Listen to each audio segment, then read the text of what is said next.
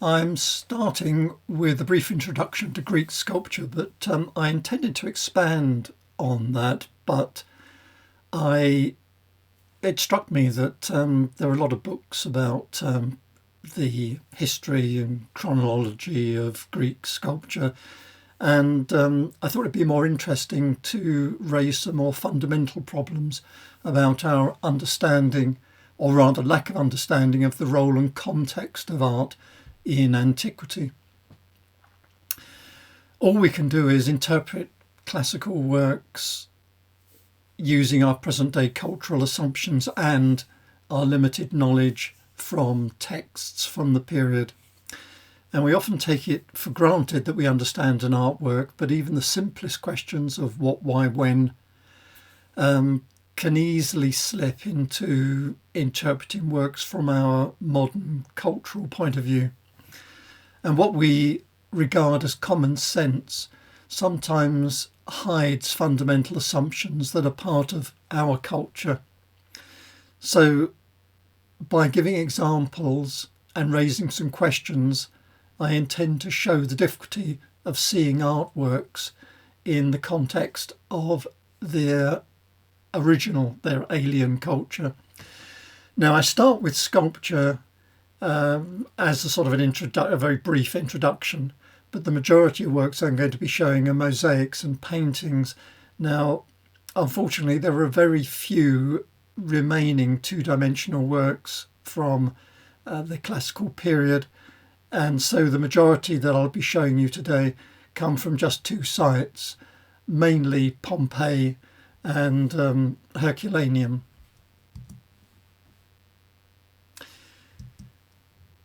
Now, antiquity began to be rediscovered and invented during the Renaissance, and it was fueled by the discovery of statues like this, which had remained buried for over 1,000 years. The word Renaissance is a French word that means rebirth, and it was seen as a rebirth of the art and glory of the Greek and Roman civilizations. Although, surprisingly, the word didn't appear in print with its current meaning until the middle of the 19th century. And it was associated with the end of what was called the Dark Ages. So, the Renaissance itself was in some ways a later invention.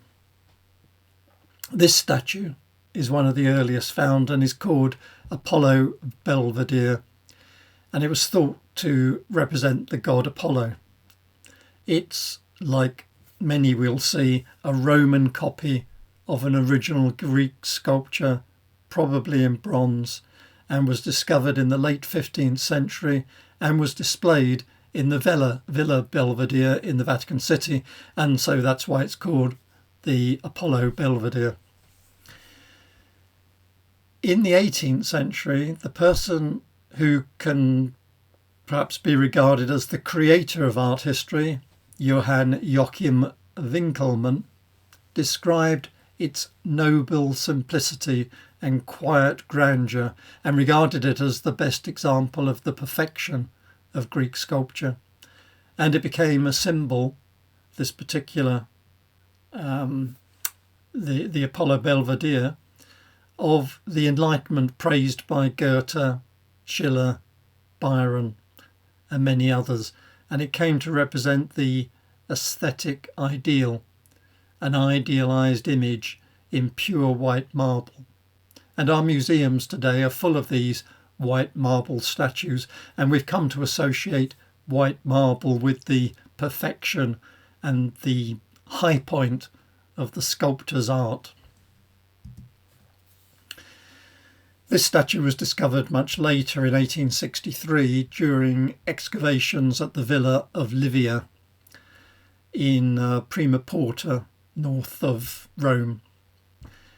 And when it was uncovered, traces of paint were found, and scholars by this period had begun to accept that the ancients painted the marble. This actually had been known for some time, but everyone found it so hard to accept that it was not really followed up. This is an example of a modern reconstruction. This realization that they were painted was such a profound shock to 19th century aesthetic appreciation that even today painted sculptures like this are seen as perhaps slightly kitsch. Yet in antiquity it was perfectly normal. So clearly they had a different relationship with these sculptors. This points to a deeper misunderstanding that I'd like to explore, namely the day-to-day role of art. Perhaps then not as an aesthetic object, but a practical statement, much as we might use in an advertisement or a decorative item. And I think this applies particularly to Roman rather than Greek art. But first, I've been talking about antiquity. When was this? Broadly, it's any period of ancient civilization before the Middle Ages. But today, I'm talking about classical antiquity, Greek and Roman art, shown in yellow here.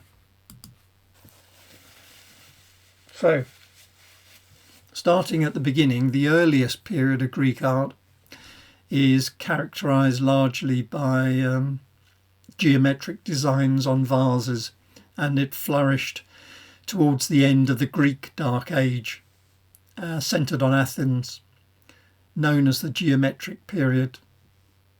And this style spread across the trading cities of the Aegean. It was followed by the Archaic period, and this is an example of one of the figures from the Archaic period, which started about 800 BCE until the Second Persian invasion of 480 BCE, about 300 years. And we don't have very little two-dimensional art remains from this early Greek period. So I'm focusing on sculpture. This earliest Greek art, the figure art, consisted of stylized, rigid, life-size figures, or sometimes bigger than life-size, that in the 20th century we called, like this figure here, kouros, a kouros meaning a young man, and also like this, kore, carved from limestone, later marble. And what I've done here is I've taken one of the white marble figures and given you an example of how it might have been painted at the time. So yes, Greek art was painted as well as Roman art. And we do know that some early statues were made of bronze, but most have been lost as bronze was valuable and was reused for other purposes. There are a few remaining that were buried, like the Charioteer at Delphi, or found in shipwrecks, like the Antikythera youth. Now, note that nearly all the, in fact, I think all the male kouros were naked, and the female the kouroi were clothed. And I've shown an example here of a brightly coloured chiton that the woman is wearing. Talking about women, in ancient Greece, women had few rights in comparison with men. They couldn't vote, own land, inherit, and a woman's place was in the home, and their purpose in life was the rearing of children. Although I should mention that Spartan women were treated somewhat differently, and they had to do physical training like men, and they could own land, could drink wine, and girls were educated with an emphasis on dancing, gymnastics and musical accomplishments. Young women were expected to marry as virgins at the age of 13 or 14, and marriage was usually organised by their father or guardian, who would choose the husband and accept from him a dowry. There was no role in Greek society for single, mature females. Contact with non-family males was discouraged, and women generally occupied their time with indoor activities such as weaving. They could visit the homes of friends and could participate in public religious ceremonies and festivals, but not public assemblies. And we're not sure whether they could attend theatre performances. Slavery was widely accepted. Slaves worked on farms, in quarries and mines, and as domestic servants. And we don't know a great deal about slaves, as little was written about them. But we do know that an Athenian household would typically own, depending on how wealthy it was, 1 to 4 slaves, and someone needed to be very poor to own no slaves. Slaves were acquired through war or piracy, or were bought at the market, and there were many categories of enslavement. They lacked rights, they were regarded as property, but even the most worthless slave could not be put to death without trial. So moving on to the classical period, 480 to 323, roughly 200 years, starting with the death of the last Athenian tyrant and independence from the Persian Empire. It had a powerful, classical Greece had a powerful influence on the Romans. And in fact, the whole of Western civilization, Western politics, artistic thought, scientific thought, theatre, literature and philosophy are all derived from this one relatively short period of Greek history. The most famous building of the period was the Parthenon, designed by Phidias. And we're looking at a statue by one of the most famous of Greek sculptors, Polykleitos. Another of the famous sculptors was Myron. This is his Discobolus. And Praxiteles with this Cnidian Aphrodite. All of these statues were copied extensively. And note that all the statues we see here, these 3, are Roman marble copies, probably of Greek bronze figures. It was in this period that what's called the contrapposto stance was invented. Notice how different they are from the chorai that I showed earlier. Now, contrapposto describes a human figure standing with most of its weight on one foot, as you see here, so that the shoulders and arms twist off axis slightly from the hips, and it gives the figure a more dynamic appearance. An important, in fact, a very important sculptural development that influenced a lot of Western art, because it captures the human body as a frozen moment in time, mid-action, and so it can be used to express psychological disposition, unlike the static, balanced stance of the chorai, which suggests a sort of perfection, an ideal man. Contrapposto creates an individual, a real man or woman, at the point of movement. So this is the classical period, which led on to the Hellenistic period. I'm showing here a work by Lysippus, Alexandros of Antioch, the Laocoon, and the Dying Gaul. Now, following the conquest of Alexander the Great, there's a period that is known as the Hellenistic, and it shows the extremes of emotion. sometimes seen as overwrought, and sometimes it's felt to indicate the decline of Greek civilization. Particularly, I think it was seen that way in the 19th century. Alexander the Great, 356 to 323 BCE, created one of the largest empires of the ancient world by the age of 30, stretching from Greece to northwestern India, undefeated in battle and generally regarded as one of history's most successful military commanders. Now, the portrait bust on the left is one of the few that's assumed to be accurate representation of Alexander, because it's by Lysippus, who was his official sculptor.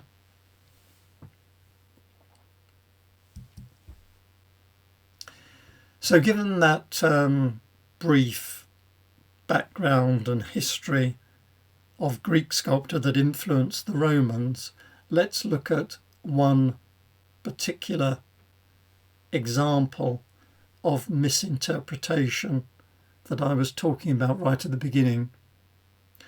This works in the Louvre. Now, a little bit of history. In 65 CE, there was a botched attempt to assassinate Nero.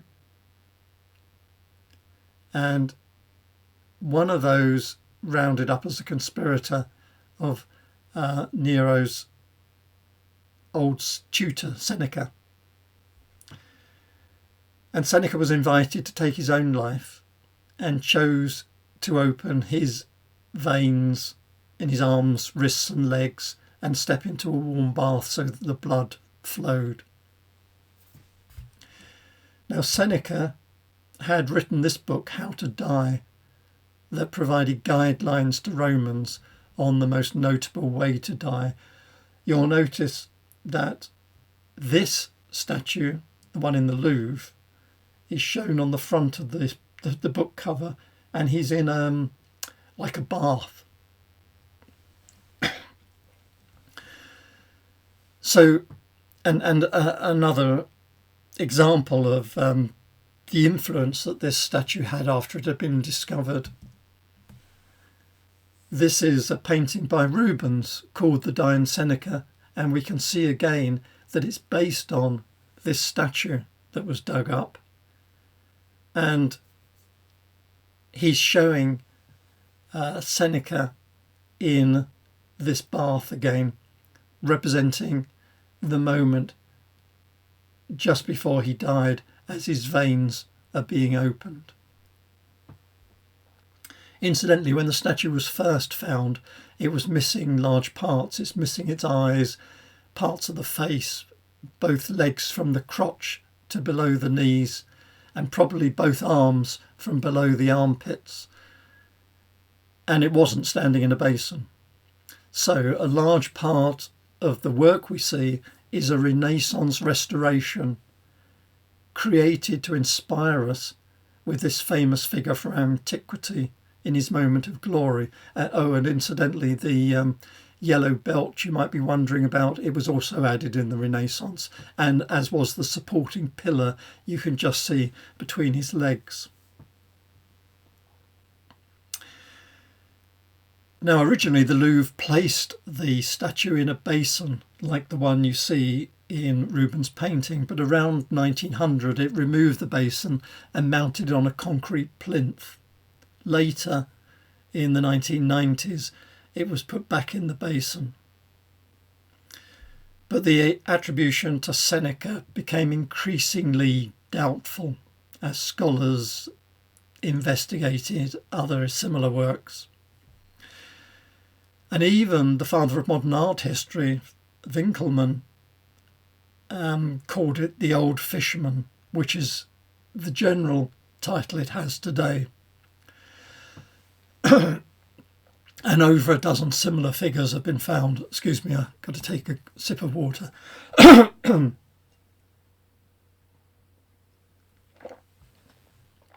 these Other figures have been found wearing belts or loincloths, although none of them has such bent knees. So the point is, this is probably a well-known statue, not of Seneca, but of an old fisherman. And it shows how when we discover things, old statues, Roman and Greek, we fit our stories around the statues, and even, particularly in the Renaissance period, rework the statues to fit those stories that we've invented around the statue that's been found. Remains are modified, quotes restored and tampered with in many ways to fit the story. Let's move on to a different story.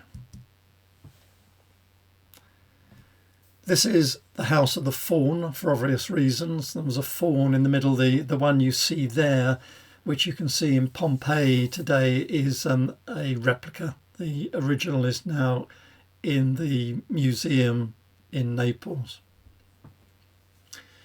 Now, as you probably know, Pompeii was destroyed by an earthquake, followed by the eruption of Vesuvius. The earthquake was in 62 CE, and then the eruption of Vesuvius was in 79. So they were just recovering from the earthquake when the city of, or town I should say, of Pompeii was completely destroyed by the eruption. The House of the Fawn here was owned by the Cassius family, and who'd married into the Satria family. It's one of the largest of the houses in Pompeii and occupies a complete block. And we can see, let me show you a restoration of the house. There's a road going across at the moment, but this atrium, well, let me show you the reconstruction and then you'll see what I'm getting at. The two columns behind opened out onto what we believe was a window looking into a garden, and then there were other areas followed by another garden behind that. The atrium contains this impluvium, which is like a pool which rainwater could fall down to. There was a hole in the roof, and then the rainwater would soak away into a cistern below, which was continually filled with water even in hot days to lower the temperature through the water evaporating. I'm going to spend some time looking at the art in the House of the Fawn, because it gives you a good idea of the way a wealthy Roman lived. This, as I said, is the outer atrium. It's as though we've just come through the outer doors into this room. It was built in like a lot of the houses, it was built in the 2nd century BCE. So it was an old house, and it was rebuilt after the earthquake of 62 CE. This is perhaps the most famous work found in the house. It's a mosaic, the Alexander mosaic, dating from about 100 BCE. It's now in the Archaeological Museum in Naples. As I said, it was originally in the House of the Fawn. It's believed to depict a battle between the armies of Alexander the Great. Let me point him out over here, and Darius III here of Persia. It's also believed to be a copy of an early 3rd century BCE Hellenistic painting now lost. It's one of the most extraordinary artworks to have survived from antiquity, and it's large. It's about 5 meters long and nearly 3 meters wide. It's made up of some, let me show you an enlargement of the head of Alexander. So you can see the tesserae. There's something like 2.5 to 5.5 million tesserae in 5 main colours. And it shows a turning point in the battle. The figures on the left are surging forward. The figures on the right are in turmoil. In particular, the tallest figure, Darius, turns to look back, and even though his charioteer is whipping his team of black horses forward to get them away as fast as possible, and you can see that underneath the wheels of the chariot, I'll show you an enlargement, there's a soldier being crushed under the wheel of the chariot, and in the shiny shield that he was holding, you can see a reflection of his face just at the moment before he dies under the wheels of the chariot. Now, Alexander became a legendary leader to the Romans and subsequent generations up to the present day, in fact. At the time, it was a convention of the Romans to show the enemy as noble and therefore worthy opponents, because this heightened the victory, and was intended, mosaics like this were intended to invoke pathos or feelings of pity or sadness for the enemy, the defeated noble enemy. We don't know how this mosaic arrived in Pompeii. It may have been bodily transported from Greece. It may have been the work of Italian craftsmen copying a copy of the earlier Greek painting, and those Italian craftsmen may have actually been Greek. There were many Greek craftsmen working in Italy at the time. So there's lots of different theories, and we're not sure which are true. We do have some evidence from Pliny the Elder, who mentions a Greek painting called Battle of Alexander against Darius, which is given rise to the speculation of the origin of this that I've already mentioned. And in fact, many mosaics and paintings we'll be seeing from the Roman period are copies with some variation on Greek originals. And this would have been known and appreciated by visitors to the house. Unfortunately, these Greek originals, as I said, have been lost. So our knowledge is based on what's been written about them, or the looking at many of the Greek pictures and paintings and then extrapolating what the Greek original might have looked like. Also needs to be said that in the Roman period, although we regard copies as inferior and the original as being the superior, the Romans didn't think about it this way. They did appreciate Greek art and Greek culture. They thought of the Greeks as lesser than themselves because they'd been conquered by the Romans, but they thought of their art as the epitome of good art, and so they thought nothing of copying Greek art because it was seen to be better than anything the Romans could produce. But they never saw that as important as a criticism of the Romans, because everything for the Romans was to do with victory in battle.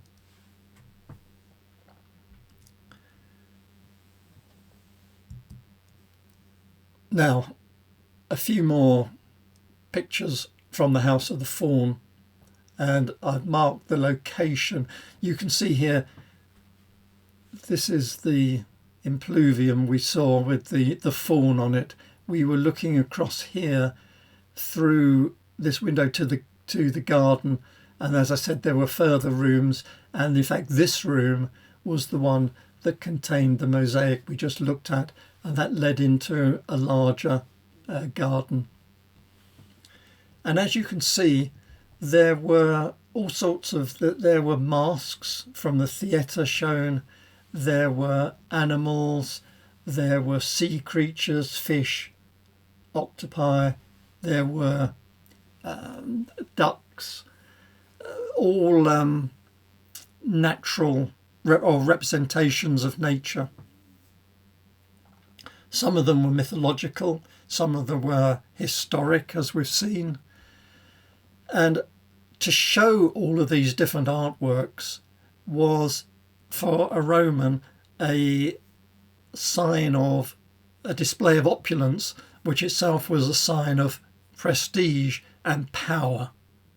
And it's power that is the most important thing to the Roman. The demonstration of power through the display of opulence. But the number one thing they were showing was their power. Now outside, all Roman houses looked the same. I mean, some were larger than others, but it was inside that they demonstrated their wealth through the gardens, vistas, mosaics, sculptures and paintings. And it was the owner of the house who was the person with the power, the lead actor in the display, this theatre, this display of opulence. Everyone else played a minor role. Interestingly, the figure at the bottom right, this display of nudity, the Romans thought nothing of. It was very common, but I'll talk more about that in a moment. The house itself, as I said, had stood on the site for about 300 years. And some of these mosaics were probably been there for a long time, through many generations, in other words. Some would be modified, some would be repaired, and they represented the ancestry, the history of the people who owned the house. So let's look at this one and talk briefly about sex, because that was obviously important, but it was also one of the areas where there was a major difference between the Roman culture and the way it regarded sex and the modern culture. Representation of the naked body was everywhere. Now, when these were first found in Pompeii, these images were regarded as erotic and were associated with, or thought were to be, in brothels, and they were removed and locked away in the Archaeological Museum in Naples, and they could only be seen by adult males, and even then only by appointment. And in fact, in the early days, they would only be seen by aristocrats on the Grand Tour, and that wasn't considered a problem. But as the Grand Tour ended, moving into the 19th century, they were in a public museum, and it was felt the public had to be protected. So in 1821, all of these works were put in what was called a secret museum, and the door was kept locked. In fact, in 1849, it was bricked up. They were all considered to be obscene, and they could only be seen on the payment of a fee, and that's when the doorway was unblocked. The room was still locked. In fact, the locked room and the payment of a fee and the signing of the book, and it could only be seen by men of a mature age and respected morals, as they said. All of this continued until the 1960s. By then, of course, it was realised that images like this weren't only in brothels, they were everywhere. They were in most of the houses in Pompeii. They weren't seen by the Romans as, to use a relatively modern word, pornography. The Romans regarded the human body as natural, and it was just something that they, along with other aspects of the natural world, as we've seen, is such something they displayed. This is from another house in Pompeii, not a brothel, a bedroom scene, found on the wall of a courtyard garden, so on display. Notice there's a person in the background. We don't know who that person was. Maybe it was 3 people engaged in sex.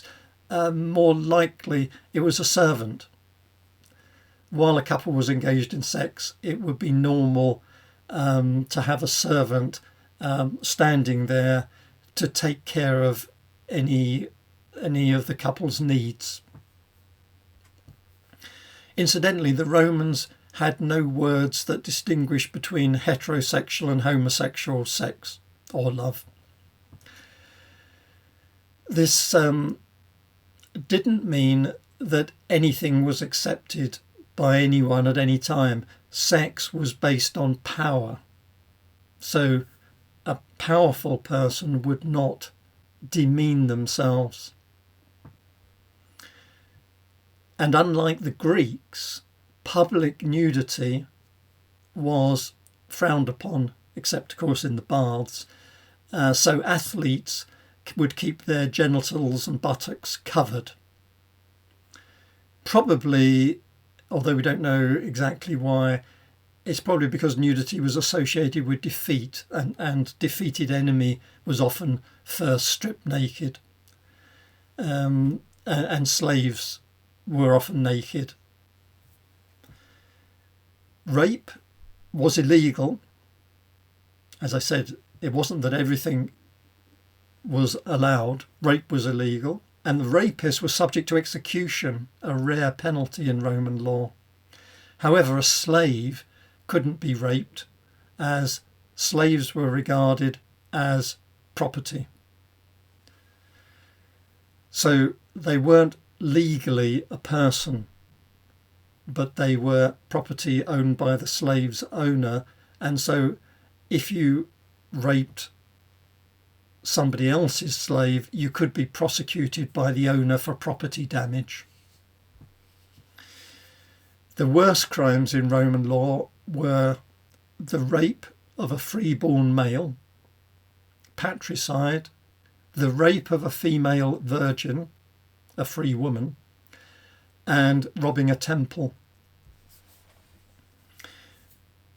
And just to give you another example of a lesser law, it was illegal to use obscene language in front of a freeborn male or female child. Although, excuse me, interestingly, boys were allowed to tell obscene jokes at weddings.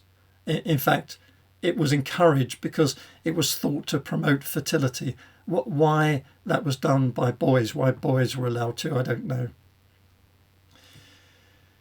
And the other point to make is that prostitution was legal throughout the Roman Empire in all periods. And prostitutes were slaves or freed women, and prostitutes could have sex with a married man without him committing adultery. It wasn't adultery to have sex with a slave or a prostitute. So a strong and active sex market was considered essential for the successful functioning of society, and particularly for a successful marriage. Marriages, as I said, were arranged, and a husband wasn't expected to seek sexual pleasure from his wife. I mean, I'm generalising. I'm sure this happened. And out of respect for his wife, he would pay for pleasurable sex in a brothel. And there were many brothels in Pompeii. And some still contain the original wall paintings, and I'm showing a few here. We don't know whether they were to titillate the client or were a form of menu outside of the small rooms, actually cells, barely big enough for a single bed. And most sex workers were slaves, and so property, and so no one cared about their condition. The other startling images to our eyes, and very common, ubiquitous in the Roman period, were these phallic images. The phallus was the symbol of power of a male-dominated society, and it was also seen as a good luck token against evil spirits. It was completely devoid of shame or embarrassment, and it was used for everything. Wind chimes, loaves were made in the shape of a phallus because it was good luck, and they were displayed everywhere, used as shop signs, inside houses, and here at the entrance to a house, the house of the Vetae. So this painted Priapus in the doorway was there to guard against the house against evil spirits, and demonstration of male fertility.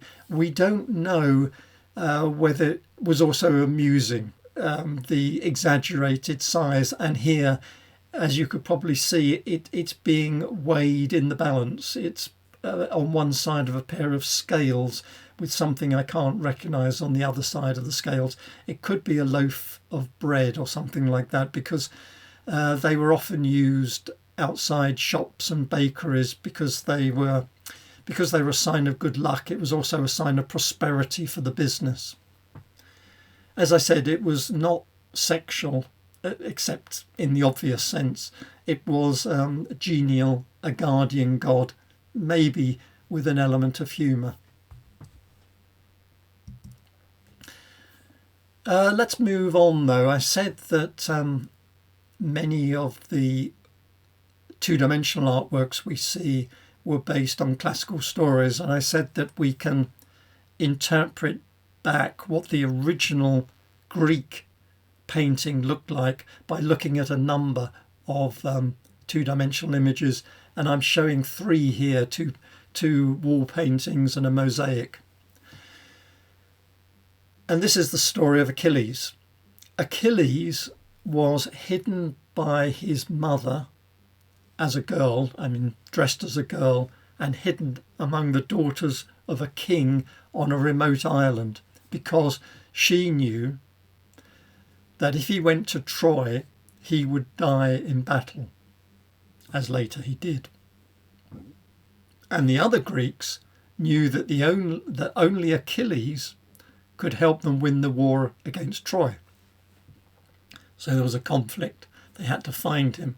So they sent their most cunning representative, Ulysses, with a companion, Diomedes, and Ulysses took gifts for the king's daughters, including a suit of armour. So when he got there amongst the daughters, the women, one of which was Achilles dressed as a woman, in order to find out which one was Achilles, he threw the armour on the floor and blew a war trumpet, and the women stepped back and Achilles instinctively reached out for the armour. So that's what's happening in this picture here. It's the point where Achilles is stepping forward. You can see he's just at the point of grabbing the shield, and you can see at the shield of the mosaic, bottom right, what's on the shield. And this is also the point where he's captured. So the two men, Ulysses and Diomedes, have stepped forward, and Diomedes is where they're both grabbing his arm and dragging him away. There's a sort of an erotic charge here as well. There's the naked behind of the woman on the left, which is also, I mean, the image I'm showing you on the left is a bit cut off. That woman is on the left of this, of the detail I'm showing you. There's aggression here. There's an implication perhaps of the rape of Achilles dressed as a girl. But you can also see the different interpretations, but also the similarity between them, because they're all interpretations of an original painting, we believe. It leaves us, though, with many questions.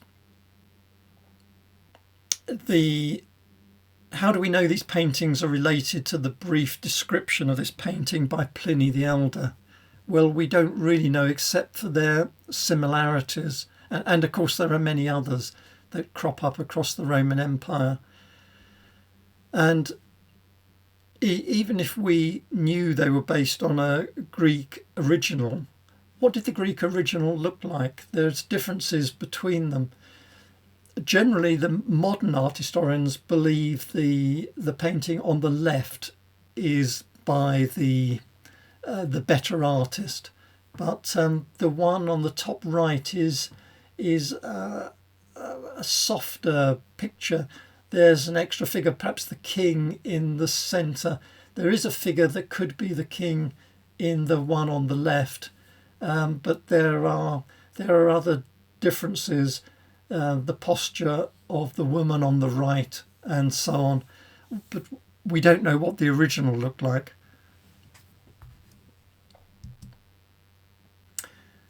I'm showing you this because it's an image of, or maybe you can just make it out. I'll show you a better image in a moment. It's Leda and the Swan, and I'm showing you because it was discovered on the 16th of November 2018. So it was discovered very recently in the entrance to a bedroom in a villa on the main road in Pompeii. So many things are still being discovered.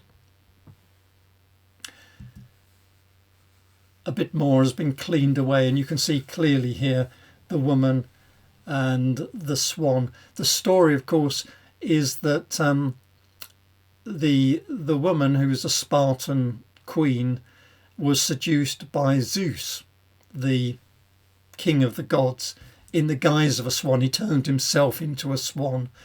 In some versions of the story, she was lying in bed with her husband, the king, and in some versions again, she gave birth to two children, Castor and Pollux, who were born out of eggs, and in some version to Castor and Pollux and Helen of Troy and Clytemnestra. So it was a popular subject. We don't really know why. Showing a woman having sex with a swan is a strange, to us, a strange image, particularly one to show in a doorway to a house as a house decoration.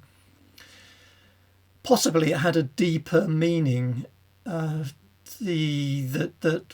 we're not sure about. And we also, just to add to the complexity of interpretation, we know that a husband did commission funerary monuments for his dead wife based on Leda and the Swan. So it had some sort of significance between husband and wife, and between men and women.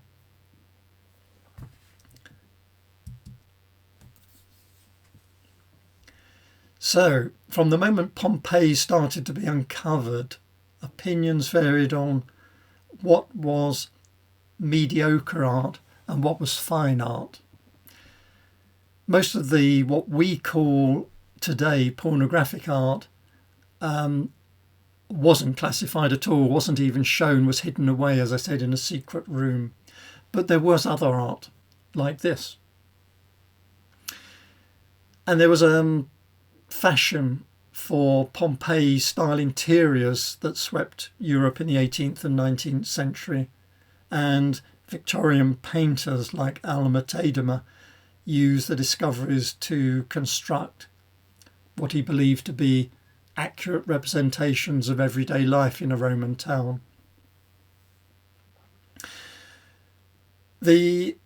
Incidentally, you might be thinking that Pompeian art could be written off as it was mediocre, as it was a provincial backwater.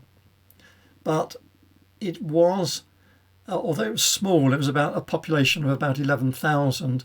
It was surrounded, the surrounding countryside was full of big mansions, villas, wealthy Romans, and there are a number of houses owned by wealthy Romans in Pompeii. The interesting thing about this portrait, we don't know a lot about it, but it does seem to be for a long time it was thought to be a portrait of someone called Pacquio Proculo and his wife, but we now believe it's that the fresco portrays a baker, Terentius Neo, and his wife. In other words, two of relatively humble origins, climbing the social ladder through their success as bakers. It's showing him as a sort of scholar, in that he's holding a roll of papyrus, implying that he could read, while she holds a waxed tablet which was used for, it was a reusable, wax tablets were reusable, and so it was used for things like accounting, where you could add things up and then wipe it out and use it again. So it seems she took care of the bookkeeping of the bakery. And so they're portraying themselves as powerful, or although sort of what we would call middle class people, people who have raised themselves in society, been successful in society. And not everyone could read and write, so they're demonstrating that. It could be it's a wedding portrait of the owners of the house. Another danger is jumping to conclusions. This tondo, what's now called tondo of a young woman, was discovered in 1760. And classical scholars at the time immediately began to speculate that it was a portrait of the ancient Greek poet Sappho of Lesbos, who wrote of love between women. Thus the island she was on, Lesbos, gave rise to the term lesbian. However, it's and I think they thought that because she's sort of holding a pen and something to write on, implying that she could have been a poet. But we now know it portrays a high society Pompeian woman, dressed richly, gold threaded hair, large gold earrings, bringing the stylus to her mouth and holding again a type of wax tablet used for accounts, therefore nothing to do with poetry, even less to do with the Greek writer Sappho. And incidentally, Sappho is shown in other paintings of the Roman period, showed typically holding a lyre and a plectrum. And if there is writing equipment around, it's a papyrus roll, not a wax tablet. And the other clue to the meaning of this is that on the corresponding position on the wall, this tondo, this circular image, there was positioned a tondo of a man holding a scroll. So it was a pair, possibly a husband and wife pair, not Sappho of Lesbos. This is from near Rome. This is the villa of Livia, an ancient Roman villa at Prima Porta, 12 kilometres north of Rome. Probably this was part of Livia Drusilla's dowry when she married the Emperor Augustus, her second husband. It was her country residence. She owned a house on the Palatine Hill in Rome. And the name Prima Porta gives rise to another famous statue we've seen already, this one, Augustus of Prima Porta.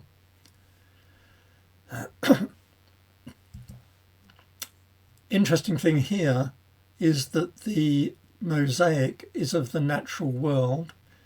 It's a large work taking up the whole wall, and so it's turning this inside room into an illusionistic fresco so that you can imagine you were sitting in a garden. And it's so well painted that, as you can see, the particular birds in the painting can be identified. A golden oriole, sparrow, blackbird, jay, a partridge or pheasant, and so on. So it's illusionistic, superb fresco, a garden view. But it also illustrates a problem that scholars had. This is a particular type of wall painting, and there's many types of wall painting began to be found, all sort of different styles, maybe different periods, and so scholars had to organise them and date them. And this is the date order they came up with.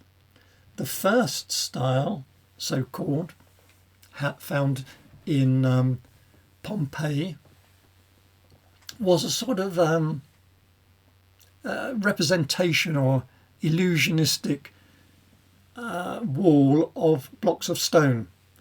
No figures. It's the walls are painted to look as though they're made of stone blocks. The earliest, 2nd century BCE. The second style has, which is much later, something like 100 to 15 BCE. It's an architectural style. It has illusionistic architectural vistas, as we see bottom left, and also figures, as we see in both of the second style pictures. The third style is very austere, delicate, decorative designs, sometimes, as you can see at the top, with small figures, sometimes small landscapes, but mostly these balanced, thin pillars with ornate shapes on them, leading to the fourth style from about 50 Common Era, which uses the whole range of styles. It brings it all together. You have architectural features, you have naturalistic scenes, as you can see, we have figures in panels. And it needs to be seen. Remember I said that the House of Livia was some 300 years old when it was destroyed by the eruption of Vesuvius. It needs to be understood that one style didn't replace another. The old styles were retained in a house. And if a room was repainted, it might be painted in a newer style. So the House of the Fawns we saw contains all the styles. So this combining of the old and the new, they didn't it wasn't that they didn't distinguish between them, but both were equally respected. Let's put it that way. Whereas in the modern world, fashion dictates that the new replaces the old. We redecorate, we change everything. They didn't do that. It was more of a static culture. Things changed, but they didn't throw out the old.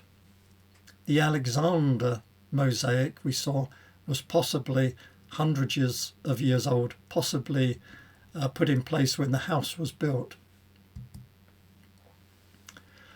Another intriguing wall painting from Pompeii, the Villa of the Mysteries. And that's exactly what it is, a mystery. The mystery is what's going on. What I've done here is I've taken, you can see a picture of the room on the left, and I've taken the continuous frieze going around the room and put it on the right. So the middle, the top is the starting point. That moves on to the middle, which then moves on to the bottom. What we think it is the initiation of a bride, which is shown top left in her wedding dress, being initiated into the rites of Dionysus, or what the Romans called Bacchus, as part of a transition to married life, which possibly is the figure bottom right, after having been through the initiation ritual. Which briefly, I'll point to some parts of it and skip over others. This is the bride entering the room. It's she is approaching a priestess here on a throne. Small naked boy reading the rites or singing a song, we don't know which, while a woman, either a servant or possibly the same woman here, carrying what we believe is a tray of sacramental cakes and wearing a myrtle wreath, moving on to another priestess sitting at a desk here or table. While there's a figure over here of Silenus, who's the companion to Bacchus, playing a lyre. And moving on, there's a woman playing pipes while another woman suckles a goat. And what could be, or what we believe to be, what some people think is a goddess, some people believe is the initiated bride, looking with a face of horror at something to her left, which is down here, is this mask here being held up by this person here, while Silenus again is sitting here holding up what could be a mirror or a dish of some sort, a polished dish. It could be he's offering him a bowl of wine, but it's turned up. Here we see a figure, possibly Bacchus, sprawling on the lap of his mother here, Semele. And on the right, a winged figure here appears to be whipping, it's a bit hard to see the whip here, the initiate here. Bottom left, she kneels before a dancing figure while being lashed across her back, and this dancing figure is clashing cymbals, symbolizing possibly the end of the initiation ceremony, because here we see the bride dressed, transformed into a mature married woman, being assisted by her mother or a servant, while a figure here holds up a mirror And then finally, the bride herself, possibly the owner of the villa, transformed into a mature married woman. That's one possible interpretation.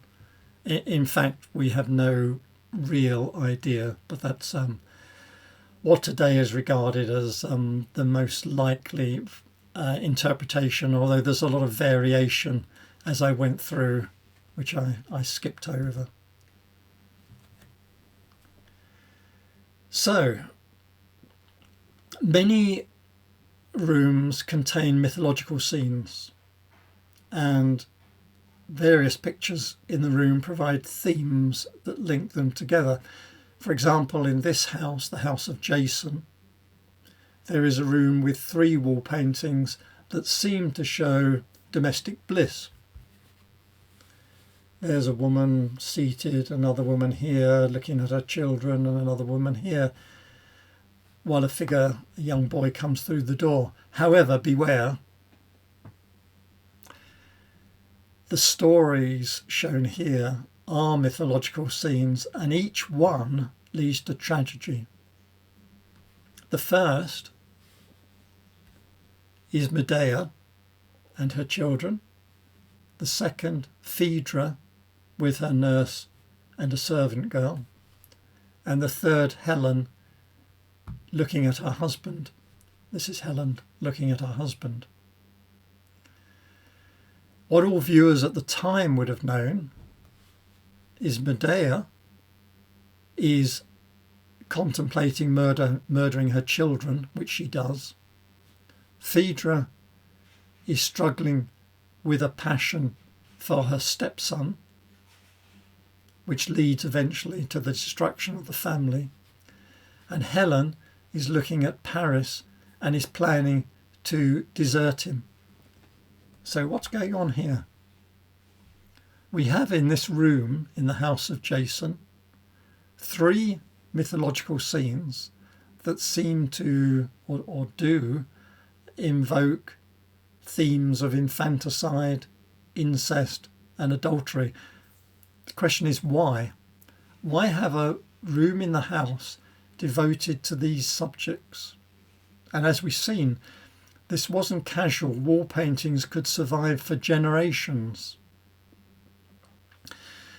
We don't know why. Possibly that there's various theories, ideas about... remember, Roman Empire was male dominated completely, founded on very strict laws. So it's possible that these are... It's the sort of reverse of what we see here.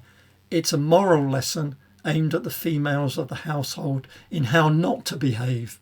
Beware. Think of the strict laws of Rome. Beware infanticide, incest and adultery.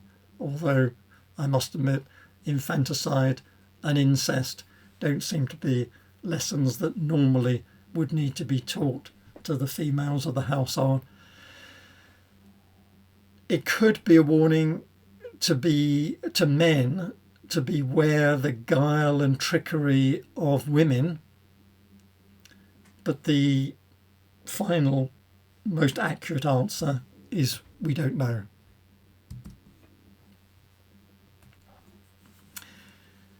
Now, I've been showing you a lot of the paintings I've been showing you were Pompeii, but you might be thinking, is this typical? There are works outside of Pompeii, particularly in the countryside around, the country estates, the large palaces and estates surrounding Pompeii, which is where the top Roman aristocracy lived. There are a few wall paintings surviving, but those that survived were probably the best that money could buy, because this was the top aristocracy who lived there. One was discovered by chance in 1902. The owner of the land was cutting into a hill to create a new railway, when these were found, and the owner saw a way to get rich quick and used a digger to rip these paintings from the wall to sell them without recording their location. Disaster, you might think, but ironically it was just as well he did, because 4 years later there was an eruption which destroyed the site. So all we have are these scenes that were ripped from the wall. They are now actually in the Met, the Metropolitan Museum of Art in New York. One shows Cyclops, Polyphemus, pining for Galatea. The other, Perseus saving Andromeda from the sea monster on the right. In each picture, the hero, by the way, appears twice to tell the narrative. Polyphemus loses his heart to the sea nymph Galatea, who you can see sitting, and later loses his single eye when Odysseus rescues his crew from the Cyclops cave. And then on the right, Perseus makes a deal. You can see on the top right of the picture where he's shaking hands.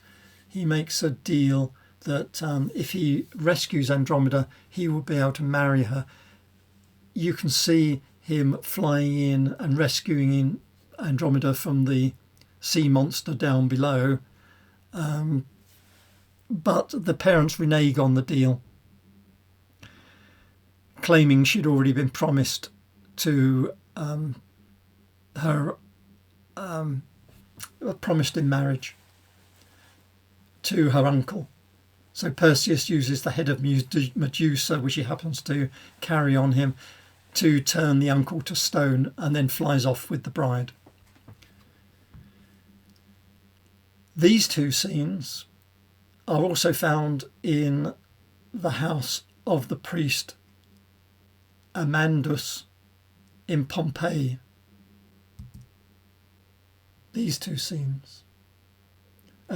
Sorry, I've taken one scene. This one scene on the left is Pompeii, and I'm comparing it with the one we just saw to show you the differences, the difference between what must have been certainly the most expensive or the most accomplished artists on the right, and the sort of artists that painted on Pompeii on the left.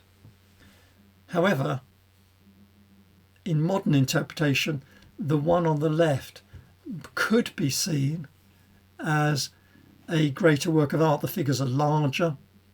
Andromeda has turned her head towards Perseus to add drama. The larger figures add more of an emotional impact.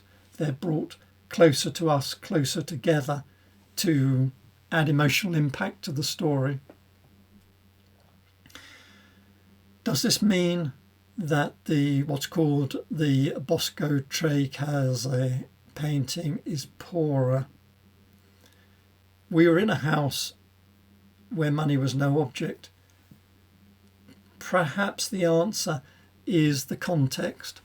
Perhaps in the one on the right, the Bosco Tre Case, is the position of the room, the position of the painting, which was on a terrace looking out to a spectacular view, was intentionally framed in this way with the smaller figures, whereas in a smaller room in Pompeii, the figures were made larger so that they could be seen more clearly. We don't know. This is part of a wall painting found in Rome about 1600 and installed by its first owner, Cardinal Aldobrandini, in a pavilion he built in his garden, and it's been heavily restored over the years. But the point of this is it was enormously famous and prestigious, one of the most influential paintings from the Roman Empire. during the 17th century. It was copied and adapted by many artists like Anthony van Dyck to Nicolas Poussin. It's not clear what the painting shows. There's a woman on a bed with her head veiled, with female attendants. It could be a wedding. Some think it's the wedding of the parents of Achilles. Others think it's the marriage of Alexander the Great. Others think it's a wedding scene from a play. Everyone seems to agree it's a wedding with a nervous bride being comforted possibly by the bare-chested Venus. It could be a ceremony of water and fire that was used to welcome brides into the husband's house. I'll end with one of the most famous of ancient classical stories in order to tell a story of misattribution. The Venus de Medici, the one on the left, was discovered first. We don't know exactly when, but we know that it was already known in 1559. And we also know it was the high point of the Grand Tour. And we also know that when Napoleon conquered Italy, the Italians tried to hide it, but he found it and took it to Paris. And it was known throughout Europe as the pinnacle of Greek art, the one on the left. Now, when Napoleon was defeated in 1815, this was one of the first works of art to be repatriated to Florence the same year. So France had lost its greatest ancient treasure. Then, 5 years later in 1820, a French officer touring around the island of Milos met a farmer who had just dug up part of a statue. And the French officer, soon found the complete statue. It was in 2 parts. And then 10 days later, another French officer who he'd told realised its significance and arranged for the French ambassador to Turkey to purchase it. There were various problems involving Turkish representatives, but it eventually had arrived in Paris, and that's when the misattribution began. The French immediately announced the statue was by the most famous classical Greek sculptor Praxiteles, even before examining it. I mentioned Praxiteles towards the beginning of the talk.